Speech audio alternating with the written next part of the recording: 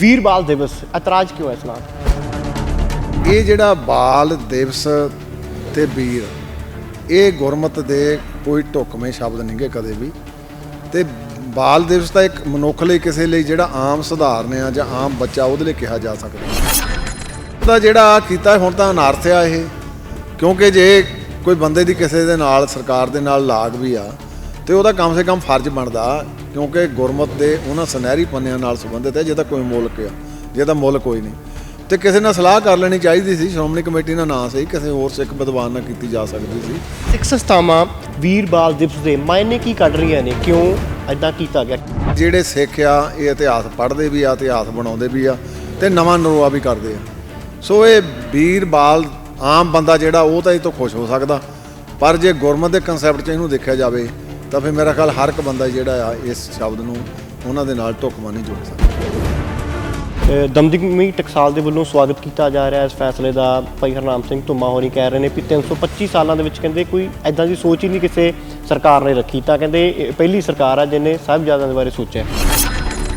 ਕੁਝ ਸਿੱਖ ਜਿਹੜੇ ਆ ਉਹ ਅੱਜ ਬੀਜੇਪੀ ਦੇ ਲਾਗੇ ਜਾ ਰਹੇ ਆ, ਉਹ ਇੱਕ ਸਿੱਖ ਧਰਮ ਨੂੰ ਇੱਕ ਸਮਰਪਿਤ ਜਿਹੀਆਂ ਇੱਦਾਂ ਦੀਆਂ ਗੱਲਾਂ ਕਰਨੀਆਂ ਚਾਹੁੰਦੇ ਆ। ਦੋ ਵੱਡੇ ਫੈਸਲੇ ਨੇ 2022 ਦੀਆਂ ਚੋਣਾਂ ਨੇ, ਜਿੱਦਣ ਗੁਰੂ ਨਾਨਕ ਦੇਵ ਜੀ ਦਾ ਗੁਰਪੁਰਬ ਹੁੰਦਾ ਹੈ ਤੇ ਉਸ ਦਿਨ 3 ਕਾਨੂੰਨ ਖੇਤੀ ਕਾਨੂੰਨ ਜਿਹੜਾ ਦਾ 1 ਸਾਲ ਲੰਬਾ ਵਿਵਾਦ ਚੱਲਿਆ ਉਹ ਵਾਪਸ ਲੈਂਦੇ ਨੇ। ਫਿਰ ਦੁਬਾਰਾ ਜਦੋਂ ਸ਼੍ਰੀ ਗੁਰੂ ਗੋਬਿੰਦ ਸਿੰਘ ਜੀ ਦਾ ਪ੍ਰਕਾਸ਼ ਦਿਹਾੜਾ ਹੁੰਦਾ ਤੇ ਫਿਰ ਇੱਦਾਂ ਦਾ ਐਲਾਨ ਇੱਕ ਹੋਰ ਕਰਦੇ ਨੇ, ਤਾਂ ਸਿੱਖਾਂ ਨੂੰ ਜੋੜਨ ਦੀ ਕੋਸ਼ਿਸ਼ ਕੀਤੀ ਜਾ ਰਹੀ। ਇਹ ਹੁਣ ਦਾ ਤਾਂ ਜਿਹੜਾ ਦਿਨ ਤਾਂ ਚੁਣਿਆ ਗਿਆ ਭਈ ਕਿਉਂਕਿ ਸਾਹਿਬਾਂ ਦਾ ਪ੍ਰਕਾਸ਼ ਪੁਰਬ ਸੀ ਤੇ ਸਾਹਿਬਾਂ ਦੇ ਪ੍ਰਕਾਸ਼ ਪੁਰਬ ਨੂੰ ਇੱਕ ਸਿਆਸੀ ਰੰਗਤ ਦੇ ਕੇ ਤੇ ਉਹ ਰੰਗਤ ਦਾ ਮੈਂ ਸਮਝਦਾ ਇੱਕ ਇਹਨਾਂ ਨੇ ਯਤਨ ਕੀਤਾ ਆ। ਇੱਕ ਬਹੁਤ ਇਲਜ਼ਾਮ ਵਿਰੋਧੀ ਲਗਾਤਾਰ ਲਾਉਂਦੇ ਨੇ, ਕਹਿੰਦੇ ਅਕਾਲੀ ਦਲ ਦੇ ਹੱਥਾਂ 'ਚ ਖੇਡਦੀ ਐਨਸੀਪੀਸੀ। ਇੱਕ ਦੂਏ ਦੀਆਂ ਇਹ ਪੂਰਕ ਜਥੇਬੰਦੀਆਂ ਸ਼੍ਰੋਮਣੀ ਗੁਰਦੁਆਰਾ ਪ੍ਰਬੰਧਕ ਕਮੇਟੀ ਸਮੁੱਚੇ ਗੁਰਦੁਆਰਾ ਸਾਹਿਬਾਨ ਦਾ ਪ੍ਰਬੰਧ ਚਲਾਉਂਦੀ ਆ ਤੇ ਇਹਨਾਂ ਦਾ ਧੁਰਾਇਆ ਸ਼੍ਰੀ ਅਕਾਲ ਤਖਤ ਸਾਹਿਬ ਤੇ ਸ਼੍ਰੀ ਅਕਾਲ ਤਖਤ ਸਾਹਿਬ ਦੀ ਸਰਕਾਰਤਾ ਦੇ ਵਿੱਚ ਹੀ ਇਹ ਦੋਏ ਜਥੇਬੰਦੀਆਂ ਬਣੀਆਂ। ਤੇ ਜੇ ਇੱਕ ਦੂਏ ਦੀਆਂ ਪੂਰਕਾਂ ਤੇ ਕਿਸੇ ਨੂੰ ਇਤਰਾਜ਼ ਹੀ ਨਹੀਂ ਚਾਹੀਦਾ। ਇੱਥੋਂ ਤਾਂ ਕਹਿੰਦੇ ਵੀ ਚੋਣਾਂ ਦੇ ਵਿੱਚ ਲੰਗਰ ਵੀ ਐਸਜੀਪੀਸੀ ਵੱਲੋਂ ਵੀ ਭੇਜਿਆ ਜਾਂਦਾ ਅਕਾਲੀ ਦਲ ਦੇ ਵਿੱਚ। ਇਹ ਤਾਂ ਗੁਰੂ ਕਾ ਲੰਗਰ ਆ, ਸਾਰੇ ਛਕ ਸਕਦੇ, ਇਹ ਬਿਲਕੁਲ ਗਲਤ ਆ। 328 ਸਰੂਪਾਂ ਦਾ ਮਾਮਲਾ ਵੀ ਆਇਆ, ਉਸ ਦੇ ਵਿੱਚ ਵੀ ਕਹਿੰਦੇ ਕੋਈ ਕਾਰਵਾਈ ਠੋਸ ਐਸਜੀਪੀਸੀ ਦੇ ਵੱਲੋਂ ਨਹੀਂ ਕੀਤੀ। ਉਹਦੇ ਵਿੱਚ ਤਕਰੀਬਨ ਸਾਡੇ 14 EMPLOYE ਜਿਹੜੇ ਇਨਵੋਲਵ ਸੀ, ਜਿਨ੍ਹਾਂ ਦੇ ਵਿੱਚ 2 ਤੇ ਸਾਡੇ ਇੱਕ ਚੜ੍ਹਾਈ ਕਰ ਗਿਆ ਡਾਕਟਰ ਸਰਦਾਰ ਹਰਚਰਨ ਸਿੰਘ, ਰੂਪ ਸਿੰਘ ਅਸਤੀਫਾ ਦੇ ਗਿਆ। ਬਾਕੀਆਂ ਤੇ ਅਸੀਂ ਕਾਰਵਾਈ ਕਰਕੇ ਕੁਝ ਅਸੀਂ ਡਿਸਮਿਸ ਕੀਤੇ, ਕੁਝ ਅਸੀਂ ਸਸਪੈਂਡ ਕੀਤੇ। ਕਾਨੂੰਨੀ ਪੱਖ ਤੋਂ ਇਸ ਤੋਂ ਹੋਰ ਵੀ ਸਖਤ ਸਜ਼ਾ ਹੋ ਸਕਦੀ ਹੈ, ਕਿਉਂਕਿ ਸਜ਼ਾ ਦੇ ਵਿੱਚ ਮੈਨੂੰ ਲੱਗਦਾ ਵੀ ਮਿਸਾਲੀ ਹੋਣੀ ਚਾਹੀਦੀ ਹੈ ਕਿ ਡਿਸਮਿਸ ਤੱਕ ਹੀ ਇਹ ਮਾਮਲਾ ਸਜ਼ਾ ਕਾਫੀ ਹੈ। ਜੇ ਇਹਦਾ ਹੋਵੇ ਬੇਅਦਬੀ ਦਾ ਫੇਰ ਤਾਂ ਉਹਦੇ ਵਿੱਚ ਮਿਸਾਲੀ ਚਾਹੀਦੀ ਹੈ, ਜਿੱਦਾਂ ਹੁਣ ਮਿਸਾਲੀ ਦਿੱਤੀ ਆ ਲੋਕਾਂ ਨੇ ਜਿਹੜਾ ਸੱਚਖੰਡ ਦੇ ਵਿੱਚ ਆਇਆ, ਪਰ ਕਿਉਂਕਿ ਮੈਜਲਮੈਂਟ ਆ। ਸਤਿ ਸ਼੍ਰੀ ਅਕਾਲ, ਹਮਦਰਦ ਟੀਵੀ ਦੇਖ ਰਹੇ ਦਰਸ਼ਕਾਂ ਦਾ ਸਵਾਗਤ ਹੈ। ਧੰਨ ਸਾਹਿਬ ਸ਼੍ਰੀ ਗੁਰੂ ਗੋਬਿੰਦ ਸਿੰਘ ਜੀ ਮਹਾਰਾਜ ਦੇ ਪ੍ਰਕਾਸ਼ ਦਿਹਾੜੇ ਮੌਕੇ ਦੇਸ਼ ਦੇ ਪ੍ਰਧਾਨ ਮੰਤਰੀ ਇੱਕ ਵੱਡਾ ਐਲਾਨ ਕਰਦੇ ਨੇ ਕਿ ਸਾਹਿਬਜ਼ਾਦਿਆਂ ਦੀ ਸ਼ਹਾਦਤ ਵਾਲੇ ਦਿਨ ਯਾਨੀ 26 ਦਸੰਬਰ ਨੂੰ ਹਰ ਸਾਲ ਵੀਰ ਬਾਲ ਦਿਵਸ ਮਨਾਇਆ ਜਾਏਗਾ। ਪਰ ਇਸ ਐਲਾਨ ਤੋਂ ਬਾਅਦ ਸਿੱਖ ਜਥੇਬੰਦੀਆਂ ਦੇ ਵਿੱਚ ਇਤਰਾਜ਼ ਜਤਾਇਆ ਜਾ ਰਿਹਾ ਹੈ। ਸ਼੍ਰੀ ਅਕਾਲ ਤਖਤ ਸਾਹਿਬ ਦੇ ਜਥੇਦਾਰ ਗਿਆਨੀ ਸ਼੍ਰੀ ਹਰਪ੍ਰੀਤ ਸਿੰਘ ਜੀ ਦੇ ਵੱਲੋਂ ਇਤਰਾਜ਼ ਜਤਾਇਆ ਗਿਆ ਨਾਂ ਨੂੰ ਲੈ ਕੇ। ਉਹਨਾਂ ਦੇ ਨਾਲ ਐਸਜੀਪੀਸੀ ਦੇ ਪ੍ਰਧਾਨ ਐਡਵੋਕੇਟ ਸਰਦਾਰ ਹਰਜਿੰਦਰ ਸਿੰਘ ਧਾਮੀ ਹੋਰਾਂ ਨੇ ਵੀ ਇਤਰਾਜ਼ ਜਤਾਇਆ। ਤਾਂ ਐਕਸਕਲੂਸਿਵਲੀ ਸਾਡੇ ਨਾਲ ਐਡਵੋਕੇਟ ਹਰਜਿੰਦਰ ਸਿੰਘ ਜੀ ਧਾਮੀ ਐਸਜੀਪੀਸੀ ਦੇ ਪ੍ਰਧਾਨ ਨੇ ਮੌਜੂਦ ਨੇ, ਗੱਲਬਾਤ ਕਰਦੇ ਹਾਂ। ਸਰ ਬਹੁਤ ਬਹੁਤ ਸਵਾਗਤ ਹੈ ਜੀ ਹਮਦਰਦ ਟੀਵੀ ਤੇ। ਵਾਹਿਗੁਰੂ ਜੀ ਕਾ ਖਾਲਸਾ, ਵਾਹਿਗੁਰੂ ਜੀ ਕੀ ਫਤਿਹ ਜੀ। ਵੀਰ ਬਾਲ ਦਿਵਸ ਇਤਰਾਜ਼ ਕਿਉਂ ਹੈ ਇਸ ਨਾਂ ਤੇ? ਦੇਖੋ, ਪਹਿਲੀ ਗੱਲ ਤਾਂ ਇਹ ਆ, ਧੰਨ ਗੁਰੂ ਨਾਨਕ ਦੇਵ ਜੀ ਪਾਤਸ਼ਾਹ ਜੀ ਤੋਂ ਲੈ ਕੇ 10 ਪਾਤਸ਼ਾਹੀਆਂ ਸਰੀਰਕ ਤੌਰ ਤੇ ਇੱਕ ਜੋਤ ਹੋ ਕੇ ਵਿਚਰੀਆਂ। 11ਵੀਂ ਜੋਤ ਸਾਡੀ ਧੰਨ ਸਾਹਿਬ ਸ੍ਰੀ ਗੁਰੂ ਗ੍ਰੰਥ ਸਾਹਿਬ ਮਹਾਰਾਜ, ਜਿਹੜੀ ਸਾਡੇ ਗਿਆਨ ਸਾਗਰ ਰਾਹੀਂ ਸਾਡੀ ਜਿਹੜੀ ਆ ਜੋ ਅਗਵਾਈ ਕਰਦੀ ਗੁਰ ਸ਼ਬਦ ਰਾਹੀਂ। ਦੂਸਰੀ, ਜਿਹੜੇ ਗੁਰੂ ਸਾਹਿਬ ਜੀ ਦੇ ਸਾਹਿਬਜ਼ਾਦੇ ਚਾਰੇ, 2 ਸਾਹਿਬਜ਼ਾਦੇ ਚਮਕੌਰ ਦੀ ਗੜ੍ਹੀ ਤੇ 2 ਸਾਹਿਬਜ਼ਾਦੇ ਜਿਹੜੇ ਛੋਟੇ, ਜਿਨ੍ਹਾਂ ਦੇ ਆਪਾਂ ਸ਼ਹੀਦੀ ਦਿਵਸ ਨੂੰ ਇਹਨਾਂ ਨੇ ਵੀਰ ਬਾਲ ਦਿਵਸ ਕਿਹਾ। ਇਹ ਜਿਹੜਾ ਬਾਲ ਦਿਵਸ ਤੇ ਵੀਰ ਇਹ ਗੁਰਮਤ ਦੇ ਕੋਈ ਢੁਕਵੇਂ ਸ਼ਬਦ ਨਹੀਂਗੇ ਕਦੇ ਵੀ। ਤੇ ਬਾਲ ਦਿਵਸ ਤਾਂ ਇੱਕ ਮਨੁੱਖ ਲਈ ਕਿਸੇ ਲਈ ਜਿਹੜਾ ਆਮ ਸਧਾਰਨ ਆ ਜਾਂ ਆਮ ਬੱਚਾ ਉਹਦੇ ਲਈ ਕਿਹਾ ਜਾ ਸਕਦਾ, ਪਰ ਸਾਹਿਬ ਸਤਿਗੁਰੂ ਸ਼੍ਰੀ ਗੁਰੂ ਕਲਗੀਧਰ ਪਾਤਸ਼ਾਹ ਜੀ, ਸਾਹਿਬ ਗੁਰੂ ਗੋਬਿੰਦ ਸਿੰਘ ਪਾਤਸ਼ਾਹ ਜੀ ਦੇ ਛੋਟੇ ਸਾਹਿਬਜ਼ਾਦੇ, ਇਹਨਾਂ ਦੀ ਇੱਕ ਬਹੁਤ ਅਦੁੱਤੀ ਜਿਹੜੀ ਇਹ ਸ਼ਹਾਦਤ ਆ, ਜਿਹੜੀ ਅੱਜ ਤੱਕ ਨਾ ਹੋਈ ਹੈ ਤੇ ਨਾ ਹੋਣੀ ਹੈਗਾ। ਸੋ ਇਸ ਕਰਕੇ ਮੈਨੂੰ ਇਸ ਕਰ 'ਤੇ ਬਹੁਤ ਵੱਡਾ ਇਤਰਾਜ਼ ਆ ਕਿ ਇਹਨੂੰ ਵੀਰ ਬਾਲ ਦਿਵਸ ਦਾ ਬਿਲਕੁਲ ਨਾਂ ਜਿਹੜਾ ਆ ਇਹ ਵਾਜਬ ਨਹੀਂਗਾ। ਜੇ ਕੋਈ ਅਨਾਉਂਸ ਵੀ ਕਰਨਾ ਸੀ ਤੇ ਸ਼੍ਰੋਮਣੀ ਕਮੇਟੀ ਨਾਲ ਜਾਂ ਆਪਣੇ ਸਿੰਘ ਸਾਹਿਬਾਂ ਦੇ ਨਾਲ ਇਹਦਾ ਜਿਹੜਾ ਆ ਉਹ ਸਲਾਹ ਮਸ਼ਵਰਾ ਕਰ ਲਿਆ ਜਾਂਦਾ। ਤੇ ਇੱਕ ਇਹ ਵੀ ਗੱਲ ਕਹਿਣੀ ਇੱਥੇ ਆਪਾਂ ਨੂੰ ਬਿਲਕੁਲ ਵਾਜਬ ਆ ਕਿ ਸਾਹਿਬਜ਼ਾਦੇ ਜਿਹੜੇ ਆ ਉਹ ਸਤਿਗੁਰੂ ਜੀ ਦੇ ਸਪੁੱਤਰ ਦੁਲਾਰੇ ਪਿਆਰੇ ਸਾਹਿਬਜ਼ਾਦੇ ਆ, ਉਹ ਆਮ ਮਨੁੱਖ ਨਹੀਂ ਗੇ। ਜੇ ਆਮ ਮਨੁੱਖ ਦੀ ਆਪਾਂ ਗੱਲ ਕਰੀਏ 7 ਸਾਲ ਤੇ 9 ਸਾਲ ਦੀ ਉਮਰ ਦੇ ਵਿੱਚ ਇੱਕ ਬਾਲੜੀ ਦੀ ਉਮਰ ਹੁੰਦੀ ਤੇ ਉਹ ਤਾਂ 3 ਦਿਨ ਦ੍ਰਿੜਤਾ ਦੇ ਨਾਲ ਉੱਥੇ ਸ਼ਿਕਾਰ ਹੋਏ, ਸਾਰਾ ਦਿਨ ਉੱਥੇ ਉਹ ਆਪਣੇ ਉਹਨਾਂ ਦਾ ਜ਼ੁਲਮ ਦਾ ਜਿਹੜਾ ਉਹ ਹਿੱਸਾ ਬਣਦੇ ਰਹੇ। ਤੇ ਸਾਡੇ ਬਹੁਤ ਹੀ ਸਤਿਕਾਰਯੋਗ ਧੰਨ ਧੰਨ ਮਾਤਾ ਗੁਜਰੀ ਜੀ, ਉਹ ਆਪਣੀ ਗੋਦੀ ਦਾ ਨਿੱਘ ਕਿਸੋਂ ਦੇ ਰਹੇ ਸੀ, ਉਹ ਸਿਗਾ ਦੇ ਰਹੇ ਉਹਨਾਂ ਦੇ ਦਾਦਾ ਸਾਹਿਬ ਸਤਿਗੁਰੂ ਸ੍ਰੀ ਗੁਰੂ ਤੇਗ ਬਹਾਦਰ ਪਾਤਸ਼ਾਹ ਜੀ ਤੋਂ। ਸੋ ਇਸ ਕਰਕੇ ਸਾਡਾ ਗੁਰਮਤਿ ਦਾ ਦੁੱਤੀ ਖਜ਼ਾਨਾ ਆ, ਇਹਨੂੰ ਇੱਕ ਨਿੱਕੀ ਜਿਹੀ ਗੱਲ ਨਾਲ ਜੋੜ ਕੇ ਵੀਰ ਬਾਲ ਦਿਵਸ ਆਪਾਂ ਕਹਿ ਰਹੇ ਹਾਂ। ਮੈਨੂੰ ਇਹਦਾ ਬਹੁਤ ਵੱਡਾ ਇਤਰਾਜ਼ ਆ। ਸਿੱਖ ਸੰਸਥਾਵਾਂ ਵੀਰ ਬਾਲ ਦਿਵਸ ਦੇ ਮਾਇਨੇ ਕੀ ਕੱਢ ਰਹੀਆਂ ਨੇ, ਕਿਉਂ ਇਦਾਂ ਕੀਤਾ ਗਿਆ, ਕੀ ਲੱਗ ਰਿਹਾ ਹੈ? ਦੇਖੋ, ਜਿਹੜਾ ਵੀਰ ਆ ਉਹਨੂੰ ਬਹਾਦਰ ਕਹਿ ਲਈਏ, ਬਾਲ ਤੋਂ ਭਾਵ ਬਾਲ ਤੇ ਦਿਵਸ ਦੇ ਆਪਾਂ ਜਾਣਦੇ ਹਾਂ ਵੀ ਬਾਲ ਦਿਵਸ ਪਹਿਲਾਂ ਵੀ ਇੱਕ ਮਨਾਉਂਦੇ ਆ, ਇਹ ਜਿਹੜਾ ਇੱਕ ਮਨੁੱਖਾਂ ਦੇ ਨਾਲ ਜੁੜਿਆ ਆ। ਤੇ ਇਹ ਇੱਕ ਬੜੇ ਲੰਮੇ ਸਮੇਂ ਤੋਂ ਅੱਜ ਇਹ ਕਹਿ ਰਹੇ ਆ ਵੀ ਜੀ ਇਹ ਇਹਨਾਂ ਦੀ ਮੰਗ ਸੀ। ਸਾਡੀ ਦੇਖੋ ਪਹਿਚਾਣ ਜਿਹੜੀ ਗੁਰਸਿੱਖੀ ਦੀ ਆ, ਸਤਿਗੁਰੂ ਗੁਰੂ ਨਾਨਕ ਦੇਵ ਪਾਤਸ਼ਾਹ ਨੇ 1469 ਦੇ ਵਿੱਚ ਇੱਕ ਓਂਕਾਰ ਦਾ ਸਿਧਾਂਤ ਦੇ ਕੇ, ਪਵਿੱਤਰ ਗੁਰਬਾਣੀ ਦਾ ਸਿਧਾਂਤ ਦੇ ਕੇ, ਗੁਰਸ਼ਬਦ ਦਾ ਸਿਧਾਂਤ ਦੇ ਕੇ ਇਹਦੀ ਪਹਿਚਾਣ ਬਣਾ ਦਿੱਤੀ ਸੀ। ਤੇ ਸਾਹਿਬ ਗੁਰੂ ਗੋਬਿੰਦ ਸਿੰਘ ਪਾਤਸ਼ਾਹ ਜੀ ਨੇ ਇਹਨੂੰ ਸੰਪੂਰਨ ਕੀਤਾ। ਤੇ ਸਾਡੀਆਂ ਤਾਂ ਸਾਰਾ ਹੀ ਗੁਰੂ ਕਾਲ ਵੀ ਤੇ ਉਸ ਤੋਂ ਬਾਅਦ ਵੀ ਸਾਡਾ ਜਿਹੜਾ ਇਤਿਹਾਸ ਆ, ਸਾਨੂੰ ਮਾਣ ਇਸ ਗੱਲ ਤੇ ਰਿਹਾ ਕਿ ਜਿਹੜੇ ਸਿੱਖ ਆ ਇਹ ਇਤਿਹਾਸ ਪੜ੍ਹਦੇ ਵੀ ਆ, ਇਤਿਹਾਸ ਬਣਾਉਂਦੇ ਵੀ ਆ ਤੇ ਨਵਾਂ ਨਰੋਆ ਵੀ ਕਰਦੇ ਆ। ਸੋ ਇਹ ਵੀਰ ਬਾਲ ਆਮ ਬੰਦਾ ਜਿਹੜਾ ਉਹ ਤਾਂ ਇਹ ਤੋਂ ਖੁਸ਼ ਹੋ ਸਕਦਾ, ਪਰ ਜੇ ਗੁਰਮਤਿ ਦੇ ਕਨਸੈਪਟ 'ਚ ਇਹਨੂੰ ਦੇਖਿਆ ਜਾਵੇ ਤਾਂ ਫਿਰ ਮੇਰਾ ਖਿਆਲ ਹਰ ਇੱਕ ਬੰਦਾ ਜਿਹੜਾ ਆ ਇਸ ਸ਼ਬਦ ਨੂੰ ਉਹਨਾਂ ਦੇ ਨਾਲ ਢੁਕਵਾਂ ਨਹੀਂ ਜੋੜ ਸਕਦਾ। ਕੋਈ ਰਾਏ ਮਸ਼ਵਰਾ ਕਰਨਾ ਚਾਹੀਦਾ ਸੀ, ਲੱਗ ਰਿਹਾ ਐਸਜੀਪੀਸੀ ਨੂੰ। ਸ਼੍ਰੀ ਅਕਾਲ ਤਖ਼ਤ ਸਾਹਿਬ ਦੇ ਜਥੇਦਾਰ ਉਹ ਵੀ ਬਿਆਨ ਦਿੰਦੇ ਨੇ ਵੀ ਘੱਟੋ ਘੱਟ ਰਾਏ ਮਸ਼ਵਰਾ ਤਾਂ ਕਰਦੇ, ਕਿਉਂਕਿ ਸਿੱਖਾਂ ਦੇ ਨਾਲ ਜੁੜੀ ਇਹ ਦਿਹਾੜਾ ਸੀਗਾ, ਤਾਂ ਰਾਏ ਮਸ਼ਵਰਾ ਹੋਣਾ ਚਾਹੀਦਾ ਸੀ। ਮੈਨੂੰ ਜੋ ਲੱਗਦਾ ਕੁਝ ਸਿੱਖ ਜਿਹੜੇ ਆ ਉਹ ਅੱਜ ਬੀਜੇਪੀ ਦੇ ਲਾਗੇ ਜਾ ਰਹੇ ਆ, ਉਹ ਇੱਕ ਸਿੱਖ ਧਰਮ ਨੂੰ ਇੱਕ ਸਮਰਪਿਤ ਜਿਹੀਆਂ ਇੱਦਾਂ ਦੀਆਂ ਗੱਲਾਂ ਕਰਨੀਆਂ ਚਾਹੁੰਦੇ ਆ। ਪਹਿਲਾਂ ਵੀ ਚਲੋ ਮੁਬਾਰਕਬਾਦ ਸਾਹਿਬ ਗੁਰੂ ਨਾਨਕ ਦੇਵ ਪਾਤਸ਼ਾਹ ਜੀ ਦੇ ਪ੍ਰਕਾਸ਼ ਦਿਹਾੜੇ ਤੇ ਉਹਨੇ ਤਿੰਨ ਵੇਲੇ ਜਿਹੜੇ ਉਹ ਵਾਪਸ ਲਏ। ਤੇ ਹੁਣ ਤਾਂ ਜਿਹੜਾ ਕੀਤਾ ਹੁਣ ਤਾਂ ਅਨਰਥ ਆ ਇਹ, ਕਿਉਂਕਿ ਜੇ ਕੋਈ ਬੰਦੇ ਦੀ ਕਿਸੇ ਦੇ ਨਾਲ ਸਰਕਾਰ ਦੇ ਨਾਲ ਲਾਗ ਵੀ ਆ ਤੇ ਉਹਦਾ ਕਮ ਸੇ ਕਮ ਫਰਜ਼ ਬਣਦਾ, ਕਿਉਂਕਿ ਗੁਰਮਤਿ ਦੇ ਉਹਨਾਂ ਸੁਨਹਿਰੀ ਪੰਨਿਆਂ ਨਾਲ ਸੰਬੰਧਿਤ ਹੈ ਜਿਹਦਾ ਕੋਈ ਮੁੱਲ ਆ, ਜਿਹਦਾ ਮੁੱਲ ਕੋਈ ਨਹੀਂ। ਤੇ ਕਿਸੇ ਨਾਲ ਸਲਾਹ ਕਰ ਲੈਣੀ ਚਾਹੀਦੀ ਸੀ, ਸ਼੍ਰੋਮਣੀ ਕਮੇਟੀ ਨਾਲ ਨਾ ਸਹੀ ਕਿਸੇ ਹੋਰ ਸਿੱਖ ਵਿਦਵਾਨ ਨਾਲ ਕੀਤੀ ਜਾ ਸਕਦੀ ਸੀ।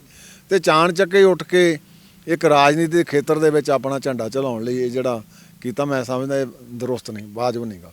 ਦੂਸਰੇ ਪਾਸੇ ਆਪਾਂ ਟੀਵੀ ਦੇ ਉੱਤੇ ਵੀ ਸੁਣ ਰਹੇ ਸੀਗੇ, ਦਮਦਮੀ ਟਕਸਾਲ ਦੇ ਵੱਲੋਂ ਸਵਾਗਤ ਕੀਤਾ ਜਾ ਰਿਹਾ ਇਸ ਫੈਸਲੇ ਦਾ। ਭਾਈ ਹਰਨਾਮ ਸਿੰਘ ਧੁੰਮਾ ਹੋਰੀ ਕਹਿ ਰਹੇ ਨੇ ਵੀ 325 ਸਾਲਾਂ ਦੇ ਵਿੱਚ ਕਹਿੰਦੇ ਕੋਈ ਐਦਾਂ ਦੀ ਸੋਚ ਹੀ ਨਹੀਂ ਕਿਸੇ ਸਰਕਾਰ ਨੇ ਰੱਖੀ, ਤਾਂ ਕਹਿੰਦੇ ਇਹ ਪਹਿਲੀ ਸਰਕਾਰ ਆ ਜਿਹਨੇ ਸਾਹਿਬਜ਼ਾਦਿਆਂ ਦੇ ਬਾਰੇ ਸੋਚਿਆ।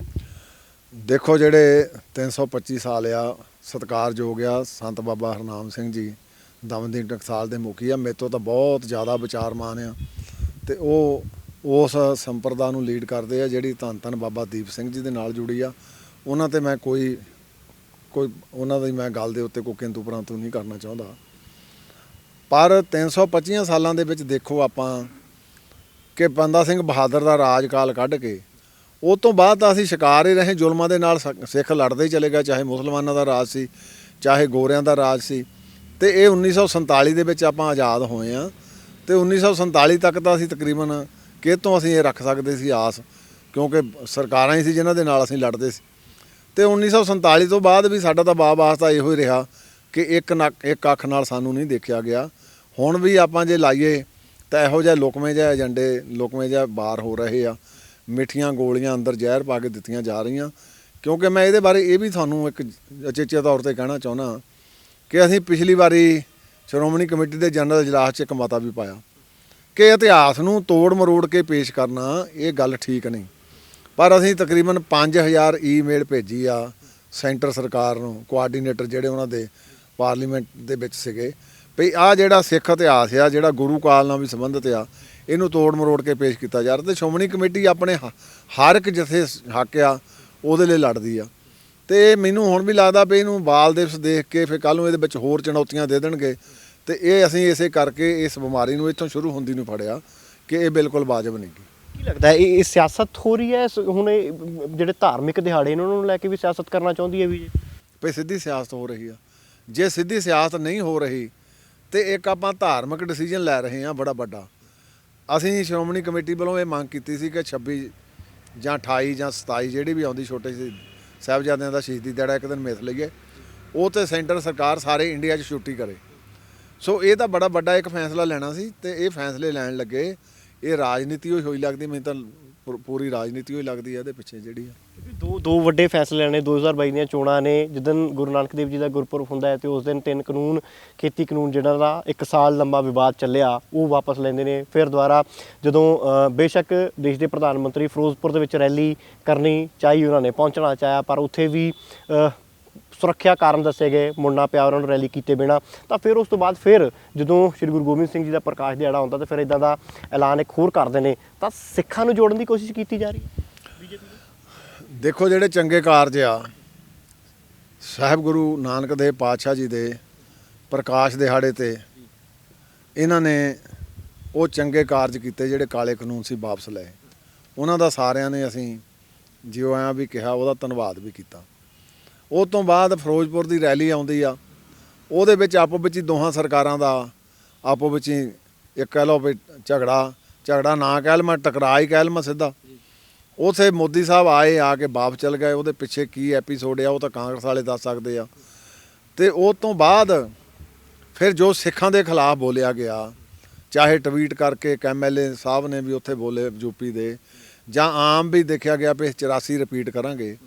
ਤੇ ਮੈਨੂੰ ਲੱਗਦਾ ਵੀ ਇਹੋ ਜਿਹੀਆਂ ਗੱਲਾਂ ਘਿਨਾਉਣੀਆਂ ਨਹੀਂ ਸੀ ਕਰਨੀਆਂ ਚਾਹੀਦੀਆਂ। ਜੇ ਮੋਦੀ ਸਾਹਿਬ ਦਾ ਇੱਥੇ ਵੈਲਕਮ ਕਾਂਗਰਸ ਨੇ ਕੋਈ ਸਿਕਿਉਰਿਟੀ ਲੈਪਸ ਰਹਿ ਗਿਆ ਤੇ ਉਹਦਾ ਢੰਗ ਤਰੀਕਾ ਹੋਰ ਅਪਣਾਇਆ ਜਾਣਾ ਚਾਹੀਦਾ। ਪਰ ਬੀਜੇਪੀ ਨੇ ਇੱਕ ਵਾਰ ਵੀ ਉਹਨੂੰ ਕੰਡੈਮ ਨਹੀਂ ਕੀਤਾ ਕਿ ਸਾਡਾ MLA ਬੋਲ ਰਿਹਾ ਤੇ ਇਹਨਾਂ ਦੀਆਂ ਗੱਲਾਂ ਆਪਾਂ ਕਿਉਂ ਕਰੀਏ।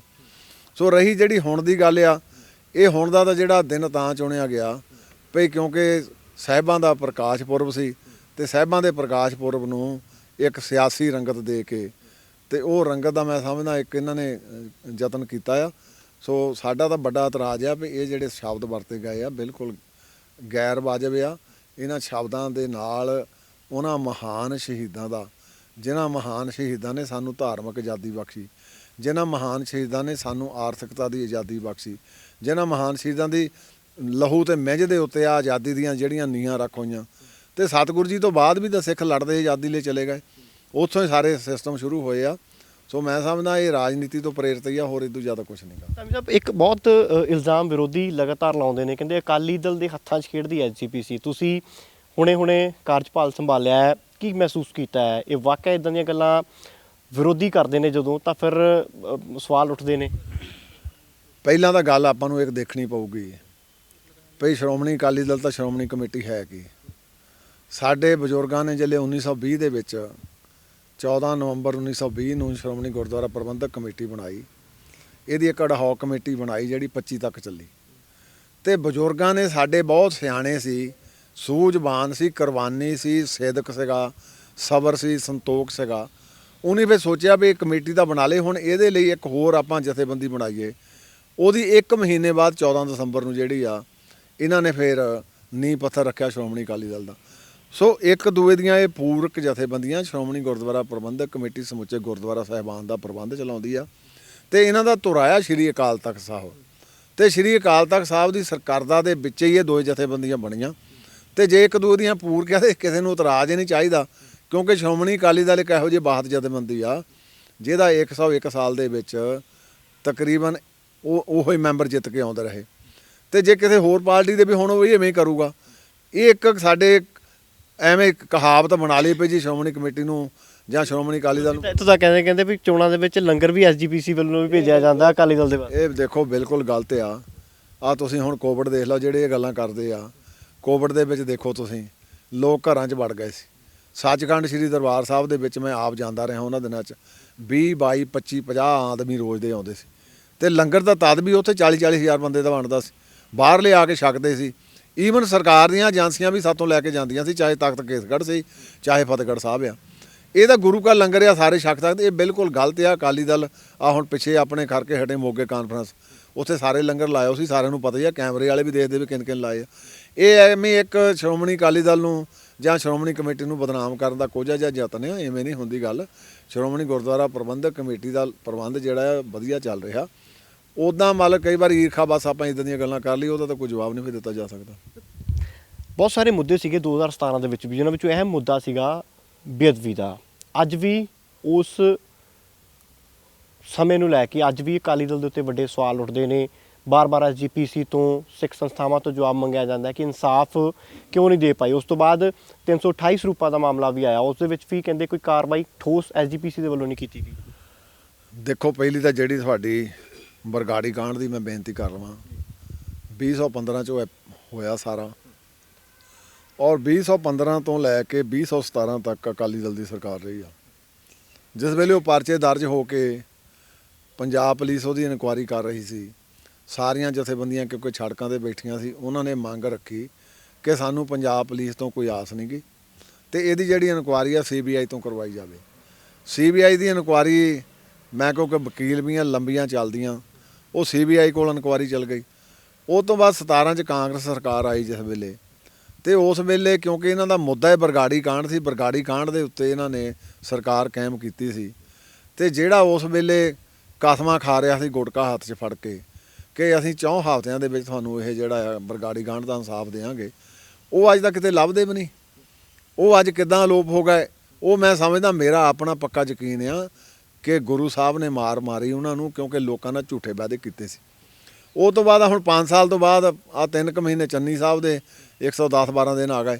ਇਹਨਾਂ ਦੇ ਵਿੱਚ ਵੀ ਬੜੇ ਜੋਸ਼ ਖਰੋਸ਼ ਨਾਲ ਕਿਹਾ ਗਿਆ ਵੀ ਅਸੀਂ ਆਹ ਕਰਾਂਗੇ, ਉਹ ਕਰਾਂਗੇ। ਸਿੱਖਾਂ ਨੂੰ ਬਰਗਾੜੀ ਕਾਂਡ ਦਾ ਇਨਸਾਫ ਨਹੀਂ ਮਿਲਿਆ, ਇਹਦੀ ਮੈਂ ਪੁਰਜ਼ੋਰ ਨਿੰਦਾ ਵੀ ਕਰਦਾ। ਸਰਕਾਰ ਬਣ ਕੇ 5 ਸਾਲ ਨਿਕਲ ਗਏ, ਹੁਣ ਅਗਾਂਹ ਦੇ 5 ਸਾਲ ਸੇਵ ਕਰਨ ਲਈ ਲੋਕਾਂ ਨੂੰ ਇਹ ਬਰਗਾੜੀ ਕਾਂਡ ਮੁੜ ਕੇ ਚੇਤੇ ਕਰਾ ਰਹੇ ਆ। ਪਰ ਮੇਰਾ ਮੰਨਣਾ ਆ ਇਹਨਾਂ ਨੂੰ ਐਤਕੀ ਮੂੰਹ ਦੀ ਖਾਣੀ ਪੈਣੀ ਆ, ਕਿਉਂਕਿ ਗੁਰੂ ਦੇ ਦਰ ਦੇ ਉੱਤੇ ਆਪਾਂ ਗੁਰੂ ਦੇ ਨਾਂ 'ਤੇ ਸਿਆਸਤ ਕਰਾਂਗੇ ਤਾਂ ਫਿਰ ਮੇਰਾ ਖਿਆਲ ਉਹਦੇ ਵਿੱਚ ਗੁਰੂ ਸਾਹਿਬ ਜੀ ਆਪ ਹੀ ਵਰਤਣਗੇ। ਸੋ ਇਸ ਕਰਕੇ ਜਿਹੜੇ 328 ਸਰੂਪਾਂ ਦੀ ਤੁਸੀਂ ਗੱਲ ਕੀਤੀ ਆ, 328 ਸਰੂਪਾਂ ਦੇ ਵਿੱਚ ਜਿਹੜੇ ਸਾਡੇ ਕੋਲੇ ਰਿਪੋਰਟ ਆਈ ਸੀ, ਉਸ ਵੇਲੇ ਤਖ਼ਤ ਸ੍ਰੀ ਅਕਾਲ ਤਖ਼ਤ ਸਾਹਿਬ ਜੀ ਦੇ ਜਥੇਦਾਰ ਗਿਆਨੀ ਹਰਪ੍ਰੀਤ ਸਿੰਘ ਹੋਣੀ ਇੱਕ 3 ਮੈਂਬਰੀ ਕਮੇਟੀ ਬਣਾਈ, ਜਿਹਦੇ ਵਿੱਚ ਸਾਡੇ ਇੱਕ ਹਾਈ ਕੋਰਟ ਦੇ ਜੱਜ ਸੀਗੇ ਰਿਟਾਇਰਡ, ਇੱਕ ਉਹਨਾਂ ਦੇ ਵਿੱਚ ਡਾਕਟਰ ਈਸਰ ਸਿੰਘ ਸੀ ਅਤੇ ਇੱਕ ਕੁੜੀ ਸੀ ਪਟਿਆਲੇ ਤੋਂ। ਚਲੋ ਉਹ ਨਵੀਤਾ ਸਿੰਘ ਕਿਸੇ ਕਾਰਨ ਕਰਕੇ ਅਸਤੀਫਾ ਦੇ ਗਏ। ਉਹਨਾਂ ਨੇ ਫਿਰ ਡਾਕਟਰ ਈਸਰ ਸਿੰਘ ਦੇ ਨਾਲ 2 ਪਟਿਆਲੇ ਦੇ, ਇੱਕ ਵਕੀਲ ਸਾਹਿਬ ਸੀ, ਇੱਕ CA ਸੀ, ਉਹ ਲਾ ਕੇ ਉਹਨਾਂ ਨੂੰ ਕਿਹਾ ਵੀ ਤੁਸੀਂ 1 ਮਹੀਨੇ ਦੇ ਵਿੱਚ ਉਹ ਆਪਣੀ ਰਿਪੋਰਟ ਦਿਓ। ਉਹਨੇ 1 ਮਹੀਨੇ ਦੇ ਵਿੱਚ ਆਪ ਦੀ ਰਿਪੋਰਟ ਜਿਹੜੀ ਸੀਗੀ ਲਗਭਗ 1000 ਪੇਜ ਦੀ, ਉਹ ਬਣਾ ਕੇ ਸਾਨੂੰ ਦੇ ਦਿੱਤੀ। ਉਹ ਜਥੇਦਾਰ ਅਕਾਲ ਤਖ਼ਤ ਨੂੰ ਦਿੱਤੀ ਗਈ। ਜਥੇਦਾਰ ਅਕਾਲ ਤਖ਼ਤ ਨੇ ਸ਼੍ਰੋਮਣੀ ਗੁਰਦੁਆਰਾ ਪ੍ਰਬੰਧਕ ਕਮੇਟੀ ਨੂੰ, ਮੈਂ ਉਦੋਂ ਜਨਰਲ ਸਕੱਤਰ ਸੀਗਾ, ਹਦਾਇਤ ਕੀਤੀ ਵੀ ਤੁਸੀਂ 3 ਦਿਨਾਂ ਦੇ ਵਿੱਚ ਇਹਦਾ ਜਿਹੜਾ ਆ ਉਹ ਫੈਸਲਾ ਕਰੋ। ਅਤੇ ਉਸ ਰਿਪੋਰਟ ਦੇ ਆਧਾਰ 'ਤੇ ਫਿਰ ਅਸੀਂ ਐਮਰਜੈਂਸੀ ਮੀਟਿੰਗ ਕਾਲ ਕੀਤੀ। ਉਹਦੇ ਵਿੱਚ ਤਕਰੀਬਨ ਸਾਡੇ 14 ਇੰਪਲੋਈ ਜਿਹੜੇ ਇਨਵੋਲਵ ਸੀ, ਜਿਨ੍ਹਾਂ ਦੇ ਵਿੱਚ 2 ਤੇ ਸਾਡੇ ਇੱਕ ਚੜ੍ਹਾਈ ਕਰ ਗਏ, ਸਰਦਾਰ ਹਰਚਰਨ ਸਿੰਘ, ਰੂਪ ਸਿੰਘ ਅਸਤੀਫਾ ਦੇ ਗਿਆ। ਬਾਕੀਆਂ 'ਤੇ ਅਸੀਂ ਕਾਰਵਾਈ ਕਰਕੇ ਕੁਛ ਅਸੀਂ ਡਿਸਮਿਸ ਕੀਤੇ, ਕੁਛ ਅਸੀਂ ਸਸਪੈਂਡ ਕੀਤੇ। ਉਹ ਜਿਹੜੇ ਸਸਪੈਂਡ ਕੀਤੇ ਉਹ ਹਾਲੇ ਤੱਕ ਵੀ ਸਸਪੈਂਡ ਹੀ ਆ, ਉਹਨਾਂ ਦੀ ਇਨਕੁਆਇਰੀ ਵੱਖਰੀ ਚੱਲ ਰਹੀ ਆ। ਸੋ ਇਸ ਕਰਕੇ ਉਹਨਾਂ ਦੇ ਵਿੱਚ ਜਿਹੜੀ 328 ਸਰੂਪਾਂ ਦੇ ਵਿੱਚ ਮੈਂ ਇਹ ਕਹਿ ਸਕਦਾ, ਜਥੇਦਾਰ ਅਕਾਲ ਤਖ਼ਤ ਸਾਹਿਬ ਨੇ ਵੀ ਮੰਜੀ ਹਾਲ ਦੀਵਾਨ ਹਾਲ ਤੋਂ 100 ਸਾਲਾ ਸ਼ਤਾਬਦੀ 'ਤੇ ਇਹ ਗੱਲ ਕਹੀ ਸੀ ਕਿ ਮਹਾਰਾਜ ਦੇ ਸਰੂਪ ਗੁੰਮ ਨਹੀਂ ਹੋਏ। ਪਹਿਲਾਂ ਤਾਂ ਇਹ ਬੇਅਦਬੀ ਕੋਏ, ਕਿਉਂਕਿ ਇਹਨੂੰ ਐਵੇਂ ਆਪਾਂ ਹਰੇਕ ਗੱਲ ਨੂੰ ਬੇਅਦਬੀ ਬਣਾ ਦਿੰਦੇ, ਕੋਈ ਬੇਅਦਬੀ ਨਹੀਂ ਹੋਈ, ਕਿਉਂਕਿ ਇੱਕ ਪ੍ਰੋਪਰ ਤਰੀਕਾ ਸ਼੍ਰੋਮਣੀ ਕਮੇਟੀ ਦਾ, ਹਲਕਾ ਦਾ ਜਿਹੜਾ ਪ੍ਰਚਾਰਕ ਆ ਉਹ ਜਾ ਕੇ ਰਿਪੋਰਟ ਕਰਦਾ, ਉਹ ਜਾ ਕੇ ਮੌਕੇ 'ਤੇ ਦੇਖਦਾ ਵੀ ਇੱਥੇ, ਫਿਰ ਉਹ ਰਿਪੋਰਟ ਕਰਕੇ ਲਿਖਦਾ ਵੀ ਇੱਥੇ ਜਿਹੜੇ ਆ ਮਹਾਰਾਜ ਜੀ ਸੁਸ਼ੋਭਿਤ ਹੋਣੇ ਚਾਹੀਦੇ ਆ ਜਾਂ ਇੱਥੇ ਹੋਰ ਸਰੂਪ ਚਾਹੀਦੇ ਆ। ਉਹ ਤੋਂ ਬਾਅਦ ਹਲਕਾ ਮੈਂਬਰ ਜਿਹੜਾ ਉਹਨੂੰ ਤਸਦੀਕ ਕਰਦਾ। ਉਹ ਤੋਂ ਬਾਅਦ ਸਾਡਾ ਇੱਕ ਸਕੱਤਰ ਆ, ਉਹ ਫਿਰ ਉਹਦੇ 'ਤੇ ਅਲਾਓ ਕਰਦਾ। ਉਹ ਇੱਕ ਪ੍ਰੋਸੀਜਰ ਆ, ਅਤੇ ਪ੍ਰੋਸੀਜਰ ਨਾਲ ਹੀ ਸਾਰੇ ਗਏ। ਹੋਇਆ ਕੀ ਆ ਵੀ ਡਾਕਟਰ ਈਸਰ ਸਿੰਘ ਦੀ ਰਿਪੋਰਟ ਮੁਤਾਬਕ ਇਹ ਘਪਲੇਬਾਜ਼ੀ ਕਰਨ ਵਾਲਿਆਂ ਨੇ, ਉਹ ਜਿਹੜੇ ਘਪਲੇਬਾਜ਼ ਸੀਗੇ ਉਹਨਾਂ ਨੂੰ ਅਸੀਂ ਸਾਰਿਆਂ ਨੂੰ ਡਿਸਮਿਸ ਕੀਤਾ। ਉਹ ਉਹਨਾਂ ਦਾ ਕੇਸ ਜਿਹੜਾ ਉਹ ਹਾਈ ਕੋਰਟ ਦੇ ਵਿੱਚ ਪੈਂਡਿੰਗ ਆ। ਅਸੀਂ ਲੋਕਾਂ ਨੂੰ ਵੀ ਯਕੀਨ ਦਿਵਾਉਂਦੇ ਹਾਂ, ਬੇਅਦਬੀ ਨਹੀਂ, ਇਹ ਘਪਲੇਬਾਜ਼ੀ ਹੋਈ ਆ, ਅਤੇ ਘਪਲੇਬਾਜ਼ੀ ਦੇ ਵਿੱਚ ਉਹਨਾਂ ਨੂੰ ਅਸੀਂ ਡਿਸਮਿਸ ਵੀ ਕੀਤਾ। ਅਤੇ ਉਹਨਾਂ ਦੇ ਜਿਹੜੇ ਰਿਟਾਇਰ ਹੋ ਗਏ ਸੀ ਉਹਨਾਂ ਦੇ ਅਸੀਂ ਹਾਲੇ ਫੰਡ ਵਗੈਰਾ ਵੀ ਸਾਰੇ ਰੋਕੇ ਹੋਆ।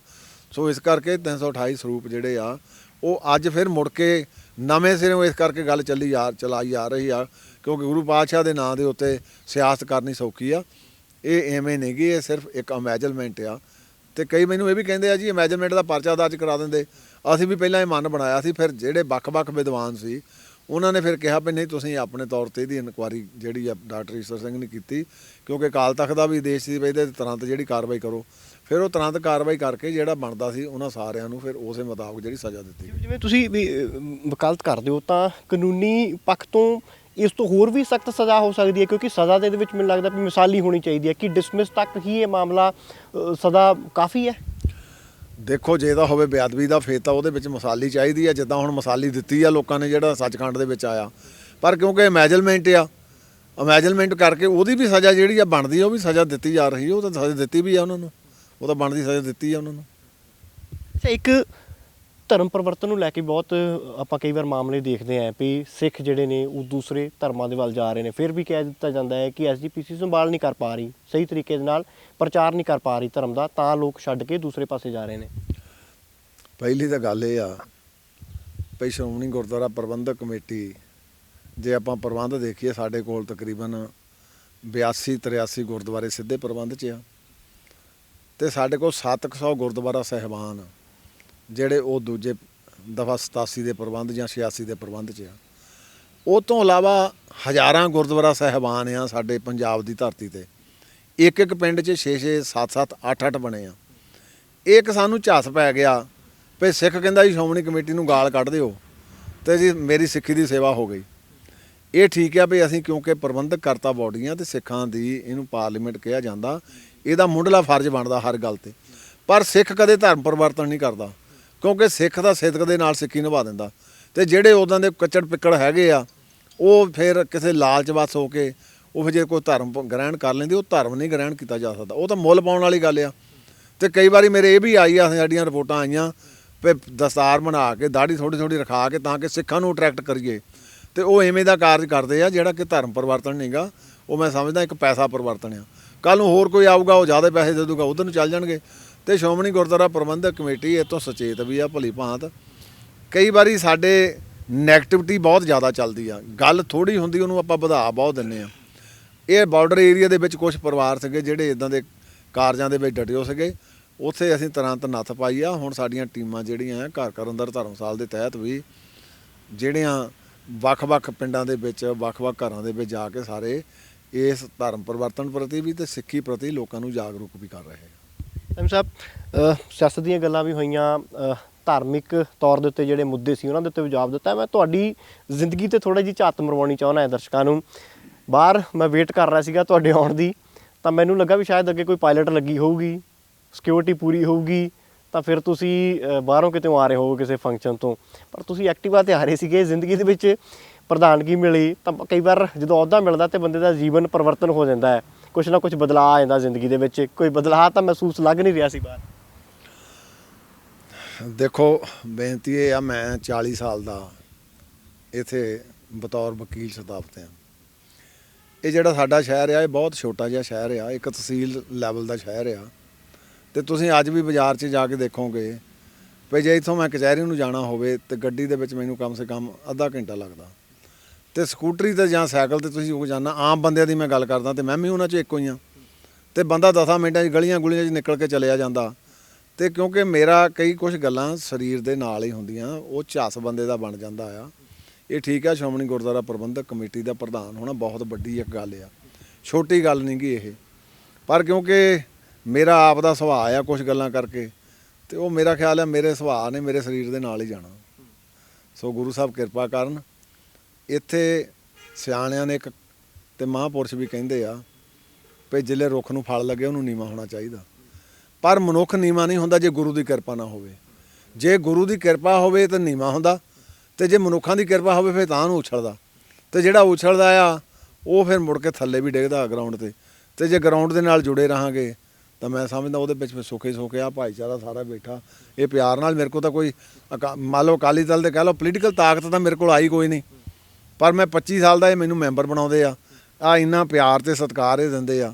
ਇਹ ਮੈਂ ਸਮਝਦਾ ਇੱਦਾਂ ਦੀਆਂ ਹੀ ਇਹ ਮੇਰਾ ਇੱਕ ਨਿੱਜੀ ਕਹਿ ਲਓ ਵੀ ਮੇਰਾ ਜੀਵਨ ਹੀ ਇੱਦਾਂ ਦਾ ਆ। ਉਹ ਐਕਟਿਵਾ ਤੇ ਕੋਰਟ ਜਾਂਦੇ ਹੋ, ਉੱਥੇ ਪ੍ਰੈਕਟਿਸ ਵੀ ਕਰਦੇ ਹੋ? ਨਹੀਂ, ਹੁਣ ਮੈਂ ਪ੍ਰੈਕਟਿਸ ਨਹੀਂ ਕਰਦਾ। ਮੇਰੇ ਕੋਲ ਬੱਚੇ ਉੱਥੇ ਆਪਣੇ ਜੂਨੀਅਰ ਹੈਗੇ ਆ ਉਹ, ਕਿਉਂਕਿ ਇੱਕ ਡੈਕੋਰਮ ਹੁੰਦਾ। ਹੁਣ ਸ਼੍ਰੋਮਣੀ ਗੁਰਦੁਆਰਾ ਪ੍ਰਬੰਧਕ ਕਮੇਟੀ ਦਾ ਪ੍ਰਧਾਨ ਬੈਨ ਨਹੀਂ ਕਿਤੇ ਵੀ, ਤੇ ਮੈਂ ਇਸ ਗੱਲ ਨੂੰ ਵੀ ਕਰਦਾ, ਗੁਰੂ ਨਾਨਕ ਪਾਤਸ਼ਾਹ ਨੇ ਦਸਾਂ ਨੌਂ ਦੀ ਕਿਰਤ ਦੀ ਵੀ ਸਾਨੂੰ ਜਾਚ ਸਿਖਾਲੀ ਆ। ਤੇ ਮੇਰੇ ਕੋਲ ਹਾਲੇ ਵੀ ਉੱਥੇ ਇੱਕ ਬੱਚਾ ਮੇਰੇ ਕੋਲ 20 ਸਾਲ ਹੋ ਗਏ ਉਹਨੂੰ, 20 ਦਾ 2002 ਦਾ ਆ। ਇੱਕ ਦੋ ਚਾਰ ਹੋਰ ਮੇਰੇ ਕੋਲ ਬੱਚੇ ਜਿਹੜੇ ਮੇਰੇ ਜੂਨੀਅਰ ਆ ਉੱਥੇ ਕੰਮ ਕਰਦੇ ਆ। ਤੇ ਮੈਂ ਆਪਣਾ ਵੀ ਮਨ ਬਣਾਇਆ ਵੀ ਇੱਕ ਦਿਨ ਹਫ਼ਤੇ ਦੇ ਵਿੱਚ ਮੈਂ ਉੱਥੇ ਜਾਇਆ ਹੀ ਕਰਨਾ, ਕਿਉਂਕਿ ਉਹਦਾ ਕਾਰਨ ਇਹ ਆ, ਇੱਕ ਤਾਂ ਮੇਰਾ 40 ਸਾਲ ਦਾ ਉੱਥੇ ਜਿਹੜਾ ਵਕਾਲਤ ਦਾ ਧੰਦਾ ਆ ਉਹਦੇ ਨਾਲ ਮੈਂ ਜੁੜਿਆ ਰਹੂੰਗਾ। ਕੁਛ ਮਾੜਾ ਮੋਟਾ ਮੈਨੂੰ 4 ਪੈਸੇ ਵੀ ਆਉਣਗੇ, ਕੋਈ ਕੇਸ ਆਉਂਦੇ ਆ ਫਿਰ ਉਹਨੂੰ ਮੈਂ ਟੈਕਲ ਵੀ ਕਰੂੰਗਾ। ਸੋ ਇਹ ਵੀ ਜਿਹੜਾ ਸਤਿਗੁਰ ਜੀ ਦਾ ਸਿਧਾਂਤ ਦਸਾਂ ਨੌਂ ਦੀ ਕਿਰਤ ਵੀ ਮਨੁੱਖ ਨੂੰ ਕਰਦੇ ਰਹਿਣਾ ਚਾਹੀਦਾ। ਇਹ ਤੁਹਾਨੂੰ ਫਿਰ ਅਹਿਸਾਸ ਕਰਾਉਂਦੀ ਰਹਿੰਦੀ ਤੁਹਾਡੇ ਪਿਛੋਕੜ ਦਾ। ਆਖਰੀ ਸਵਾਲ ਲਊਂਗਾ, ਚੁਣੌਤੀਆਂ ਤੁਸੀਂ ਵੀ ਲੈ ਕੇ ਤੁਰੇ ਹੋਵੋਗੇ ਵੀ ਐਸਜੀਪੀਸੀ ਦੇ ਵਿੱਚ ਸੇਵਾ ਕਰਨ ਦਾ ਮੌਕਾ ਮਿਲਿਆ, ਬਤੌਰ ਪ੍ਰਧਾਨ ਸੇਵਾ ਕਰਨ ਦਾ ਮੌਕਾ ਮਿਲਿਆ, ਤਾਂ ਕਿਸ ਤਰੀਕੇ ਦੀਆਂ ਚੁਣੌਤੀਆਂ ਲੱਗਦੀਆਂ ਨੇ? ਕਿਹੜੀਆਂ ਚੀਜ਼ਾਂ ਤੁਸੀਂ ਆਪਣੇ ਜੋ ਆਪਣੀ ਸੋਚ ਦੇ ਮੁਤਾਬਕ ਚਾਹੁੰਦੇ ਹੋ ਵੀ ਇਹ ਚੀਜ਼ਾਂ ਦਾ ਸੁਧਾਰ ਹੋਣਾ ਚਾਹੀਦਾ ਜਾਂ ਇਹ ਨਵੀਆਂ ਚੀਜ਼ਾਂ ਆਉਣੀਆਂ ਚਾਹੀਦੀਆਂ ਨੇ ਤਾਂ ਜੋ ਪ੍ਰਚਾਰ ਜਿਹੜਾ ਹੈ ਉਹ ਘਰ ਘਰ ਤੱਕ ਪਹੁੰਚ ਸਕੇ, ਇਨਸਾਨਾਂ ਤੱਕ ਪਹੁੰਚ ਸਕੇ? ਦੇਖੋ, ਕਿਉਂਕਿ ਜਿਹੜੀ ਸੰਸਥਾ ਇਹਨੂੰ 101 ਸਾਲ ਹੋ ਗਿਆ, ਇਸ ਸੰਸਥਾ ਦੇ ਵਿੱਚ ਮੇਰੇ ਤੋਂ ਪਹਿਲਾਂ ਵੀ ਬਹੁਤ ਸਾਰੇ 43 ਪ੍ਰਧਾਨ ਆਏ, 44ਵਾਂ ਪ੍ਰਧਾਨ ਬਣਨ ਦਾ ਮੈਨੂੰ ਮਾਣ ਮਿਲਿਆ। ਤੇ ਮੈਂ ਜਿਹੜੇ ਉੱਥੇ ਬੋਰਡਾਂ ਦੇ ਉੱਤੇ ਮਾਸਟਰ ਤਾਰਾ ਸਿੰਘ, ਸਰਦਾਰ ਈਸਰ ਸਿੰਘ ਮਝੈਲ, ਸੰਤ ਚੰਨਣ ਸਿੰਘ ਜੀ, ਫਿਰ ਪੰਥ ਰਤਨ ਜਥੇਦਾਰ ਗੁਰਚਰਨ ਸਿੰਘ ਟੌੜਾ ਦਾ ਨਾਂ ਪੜ੍ਹਦਾ ਤੇ ਮੈਨੂੰ ਲੱਗਦਾ ਵੀ ਮੈਂ ਸ਼ਾਇਦ ਇਹਨਾਂ ਸਾਰਿਆਂ ਤੋਂ ਬੌਨਾ ਆ, ਕਿਉਂਕਿ ਜਿੰਨੇ ਪੁਰਾਣੇ ਸਾਡੇ ਸ਼੍ਰੋਮਣੀ ਕਮੇਟੀ ਦੇ ਜਾਂ ਸ਼੍ਰੋਮਣੀ ਅਕਾਲੀ ਦਲ ਦੇ ਵਰਕਰ ਕਹਿ ਲਓ, ਉਹਨਾਂ ਦੇ ਵਿੱਚ ਸਿਦਕ ਬਹੁਤ ਵੱਡਾ ਹੁੰਦਾ ਸੀ। ਸਿਦਕ ਨੂੰ ਤਨਦੇਹੀ ਨਾਲ ਨਿਭਾਉਂਦੇ ਸੀ ਤੇ ਮੈਂ ਵੀ ਯਤਨ ਕਰੂੰਗਾ ਵੀ ਸਿਦਕ ਨੂੰ ਤਨਦੇਹੀ ਨਾਲ ਨਿਭਾਵਾਂ। ਉਹਨਾਂ ਦੇ ਜੀਵਨਾਂ ਤੋਂ ਥੋੜ੍ਹੀ ਬਹੁਤੀ ਪ੍ਰੇਰਨਾ ਵੀ ਮੈਂ ਲਵਾਂ। ਬਾਕੀ ਕੰਮ ਵੀ ਸਾਰਿਆਂ ਨੇ ਵਧੀਆ, ਮੇਰੇ ਤੋਂ ਪਹਿਲਾਂ ਸਾਰਿਆਂ ਪ੍ਰਧਾਨਾਂ ਨੇ ਕੀਤੇ ਆ। ਕੁਛ ਕਿਉਂਕਿ ਮੈਂ ਮੁੱਖ ਸਕੱਤਰ ਦੇ ਤੌਰ ਦੇ ਉੱਤੇ ਅੰਦਰਲੇ ਜਿਹੜੇ ਕਾਰਜ ਮੈਨੂੰ ਲੱਗਦੇ ਕੁਛ ਜਿਹੜੇ ਐਡਮਿਨਿਸਟ੍ਰੇਟਿਵ ਹੈਗੇ ਆ ਉਹ ਕੁਛ ਠੀਕ ਵੀ ਕੀਤੇ ਤੇ ਕੁਛ ਕਰਾਂਗੇ ਵੀ, ਤਾਂ ਕਿ ਕੁਛ ਜਿਹੜਾ ਆ ਨਵਾਂ ਵੀ ਦਿਸੇ। ਬਾਕੀ ਜਿਹੜੀ ਧਰਮ ਵਾਲੀ ਗੱਲ ਆ, ਧਰਮ ਦੇ ਖੇਤਰ ਵਿੱਚ ਬਹੁਤ ਕੁਝ ਕੀਤਾ ਜਾ ਸਕਦਾ, ਕਿਉਂਕਿ ਤਾਂ ਅਨਲਿਮਿਟਿਡ ਸਾਡਾ ਫੀਲਡ ਆ। ਸੋ ਉਹਦੇ ਵਿੱਚ ਵੀ ਮੈਂ ਹੁਣ ਆਪਣਾ ਇੱਕ ਸਕੱਤਰ ਹੋਰ ਨਵਾਂ ਲਾਇਆ ਤੇ ਉਹਦੇ ਵਿੱਚ ਵੀ ਗੁਰੂ ਸਾਹਿਬ ਕਿਰਪਾ ਕਰਨ, ਸੋਚ ਮੁਤਾਬਕ ਜਿਹੜਾ ਆ ਉਹ ਕਾਰਜ ਜ਼ਰੂਰ ਕੀਤਾ ਜਾਊਗਾ। ਗੱਲਬਾਤ ਕਰਨ ਲਈ ਬਹੁਤ ਬਹੁਤ ਧੰਨਵਾਦ। ਤਾਂ ਬਿਲਕੁਲ ਇਹ ਸਨ ਐਸਜੀਪੀਸੀ ਦੇ ਪ੍ਰਧਾਨ ਐਡਵੋਕੇਟ ਸਰਦਾਰ ਹਰਜਿੰਦਰ ਸਿੰਘ ਧਾਮੀ।